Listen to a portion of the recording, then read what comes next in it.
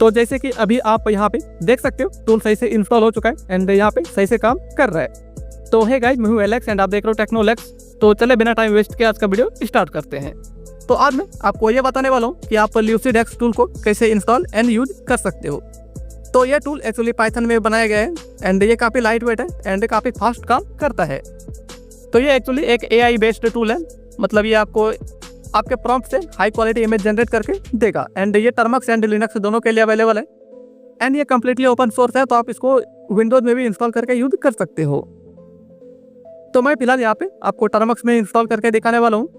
तो उसके लिए आप यहाँ पे टर्मक्स को ओपन कर लीजिए एंड ओपन करने के बाद यहाँ पे आपको सबसे पहले अपडेट एंड अपग्रेड कर लेना होगा। तो उसके लिए आप यहाँ पे कमांड लगा दीजिए apt अपडेट एंड जब यहाँ पे apt अपडेट हो जाए तो इसके बाद आपको नेक्स्ट कमांड भी एंटर कर देना है। तो नेक्स्ट कमांड आपको लगाना है apt अपग्रेड एंड जैसे ही आप ये लगा के एंटर करोगे तो यहाँ से पूछा जाएगा वाई या फिर एन, तो आप यहाँ पे वाई लिख के एंटर कर देना। तो मुझे फिलहाल यहाँ पे अपग्रेड नहीं करना है क्योंकि यहाँ पे डाउनलोड साइज थोड़ा बड़ा है तो टाइम लेगा, इसलिए मैं यहाँ पे एंड कर देता हूँ। तो अपडेट और अपग्रेड होने के बाद आपको यहाँ पे कमांड लगाना है apt इंस्टॉल पाइथन पिप पाइथन गिट। तो आप ये कमांड लगा के एंटर करोगे तो जो भी रिक्वायर्ड पैकेजेस है वो यहाँ पे इजीली इंस्टॉल हो जाएगा एंड इंस्टॉल होने के बाद आपको यहाँ पे क्रोम को ओपन करना है, या फिर आप डिस्क्रिप्शन में चेक करोगे तो वहाँ पे भी लिंक मिल जाएगा। तो टूल का गिटहब पेज कुछ ऐसा दिख रहा है, तो यहाँ पे आपको इस टूल का कंप्लीट डिटेल मिल जाएगा। अगर आप चेक करना चाहते हो तो यहाँ पे आके चेक कर सकते हो। अगर आपको इसमें कुछ भी इशू देखने को मिलता है तो आप यहाँ पे इशू क्रिएट कर सकते हो नया। तो ये जो टूल है इसका यहाँ पे लिंक कॉपी कर लेना है। वैसे आपको यहाँ पे इसका इंस्टॉलेशन प्रोसेस भी मिल जाएगा, जैसे कि आप यहाँ पे देख सकते हो कंप्लीट इंस्टॉल, ये देख के भी आप कर सकते हो। तो आपको यहाँ पे दोबारा आना है टर्मक्स में एंड यहाँ पे कमांड लगाना है git clone एंड इस पर डाल के आपको जो डिस्क्रिप्शन में इसका लिंक है तो उसको यहाँ पे पेस्ट कर देना है एंड इसके बाद आप एंटर करोगे तो यहाँ पे कॉलन हो जाएगा।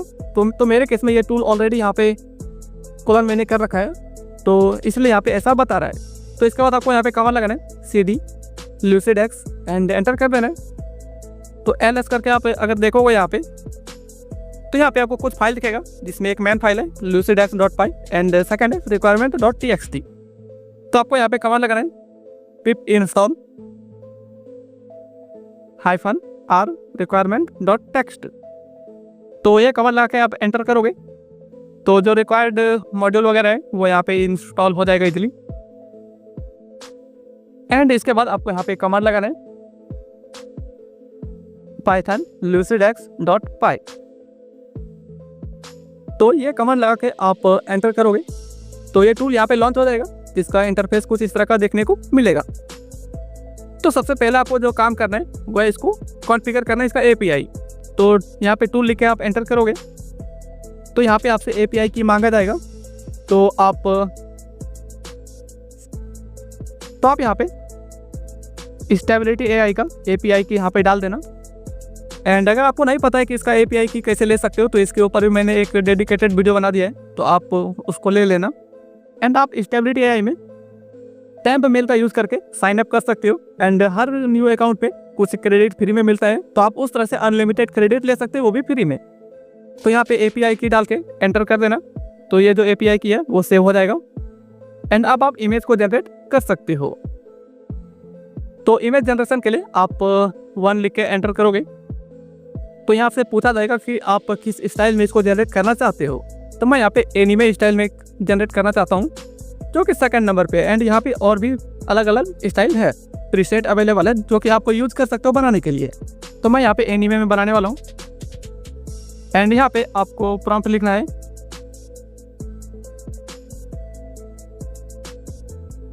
तो आप अपने हिसाब से यहाँ पे प्रॉम्प्ट लिख देना कि आप क्या जनरेट करवाना चाहते हो।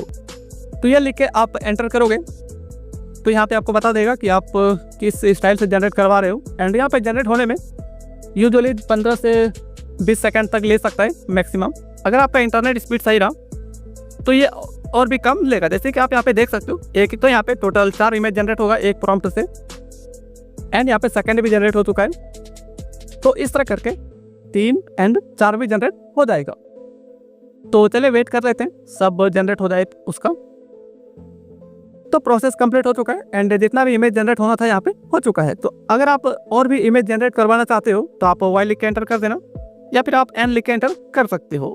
तो मुझे अब यहाँ पे कोई भी इमेज को जनरेट नहीं करवाना है तो मैं यहाँ पे n लिख के एंटर करूँगा। तो यहाँ पे समरी बता देगा कि कितना प्रॉम्प्ट मैंने एंटर किया एंड उससे कितना इमेज जनरेट हुआ है। जो आउटपुट डायरेक्टरी है जिसमें कि इमेज सेव हुआ है हमारा, तो वो क्या है, तो यहाँ पे क्लियरली शो हो रहा है SD कार्ड, जो कि इंटरनल स्टोरेज को शो करता है।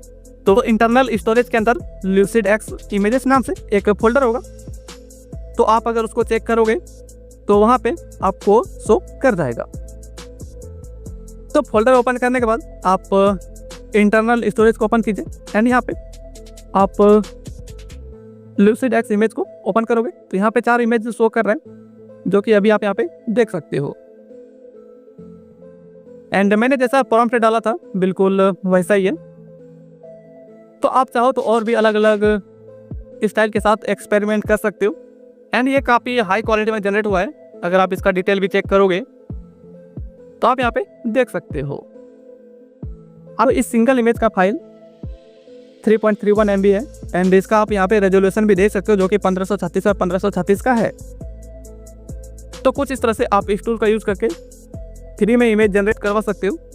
तो एक API से आप 10 से 12 इमेज जनरेट करवा सकते हो। तो जैसे कि मैंने बताया आपको, स्टेबिलिटी AI का API जो है वो उसके वेबसाइट से ले सकते हो। मतलब अनलिमिटेड API को बनाने के लिए तो आप टैम्प मेल का यूज़ कर सकते हो, जिससे कि आप एक न्यू फ्रेश ID बना सकते हो हर बार एंड उससे आप API ले सकते हो फ्री में। तो अगर आपको पूरा प्रोसेस जानना है स्टेप बाय स्टेप, तो उसके लिए भी मैंने वीडियो का लिंक डिस्क्रिप्शन में दे दिया है, तो वहाँ से आप चेकआउट कर सकते हो। एंड अगर आपको खुद का टैम्प मेल भी बनाना है तो उसके लिए भी ऑलरेडी वीडियो बना रखा है, तो उसको भी आप चेकआउट कर सकते हो। एंड मैंने इसमें जो भी लिंक वगैरह यूज़ किया है तो सब आपको डिस्क्रिप्शन में मिल जाएगा, तो वहाँ से आप चेकआउट कर सकते हो। एंड इस टूल में जो बाकी का ऑप्शन यहाँ पे शो कर रहा है ये कुछ खास है नहीं। जैसे कि 3 नंबर पे कनेक्ट विद अस, तो इसका मतलब है कि आप डेवलपर के साथ कनेक्ट कर सकते हो, या मतलब मेरे साथ। तो जैसे कि आप 3 लिख के एंटर करोगे तो यहाँ पे मेरा सब डिटेल शो करेगा, वेबसाइट, इंस्टाग्राम, यूट्यूब। एंड यहाँ पे आप एंटर प्रेस करोगे तो आप दोबारा मेन मेनू पे आ जाओगे। वैसे ही और नंबर पे आप इसका चेक कर सकते हो कि ये क्या है, ये क्या क्या सपोर्ट कर रहा है, मतलब इस टूल के बारे में डिटेल है। तो यहाँ भी आप एंटर प्रेस करके मेन मेनू पे वापस जा सकते हो। एंड यहाँ पे 5 नंबर आप देखते हो तो हेल्प एंड डॉक्यूमेंटेशन। अगर आपको इसमें कुछ इशू वगैरह देखने को मिलता है तो यहाँ से आप सॉल्व कर सकते हो, जो कि यहाँ पे कंप्लीटेड डिटेल में दिया गया है, आप यहाँ पे देख भी सकते हो। एंड यहाँ पे हर सेक्शन को क्लियरली समझाया गया है। तो यहाँ पे टिप्स एंड बेस्ट प्रैक्टिस भी इसका मिल जाएगा। और जो भी आप इमेज को जनरेट करवाओगे तो उसका एक लॉग फाइल भी जनरेट होता है डेट एंड टाइम के साथ। आप 6 नंबर से एग्जिट कर सकते हो इस टूल से। एंड अगर आप कभी स्टक हो जाओगे एंड कहीं भी आप फंस जाओ, मतलब कुछ एरर वगैरह शो कर रहे हैं, तो आप सिंपली Ctrl+C का यूज़ करके भी एग्जिट कर सकते हो। आप यहाँ पे देख सकते हो। अगर आप LS करके देखोगे तो यहाँ पे कुछ न्यू फाइल जनरेट हुआ है, मतलब एक ही हुआ है, जो कि है जनरेशन लॉग। तो आप अगर इसको देखोगे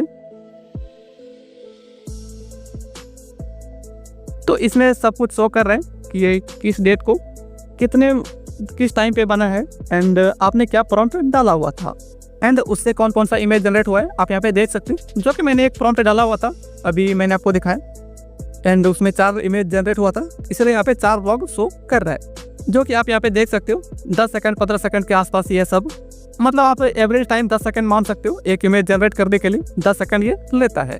तो ये टूल कम्प्लीटली ओपन सोर्स है, तो आप अपने हिसाब से इसमें चेंजेस भी कर सकते हो। तो अगर आपको प्रोग्रामिंग नहीं आता है तो आप इसको छेड़ना मत, नहीं तो कुछ इशू दे देगा आपको। हालांकि अगर आप इसमें कुछ न्यू फीचर भी ऐड करना चाहते हो तो आप पुश कर सकते हो, मैं एक्सेप्ट कर लूँगा यहाँ पे। या फिर अगर कुछ इशू आता है तो आप इशू वाले सेक्शन पे आके इशू क्रिएट कर सकते हो, न्यू इशू पे टैप करके, जिससे कि यूज़र एक्सपीरियंस और बढ़ेगा।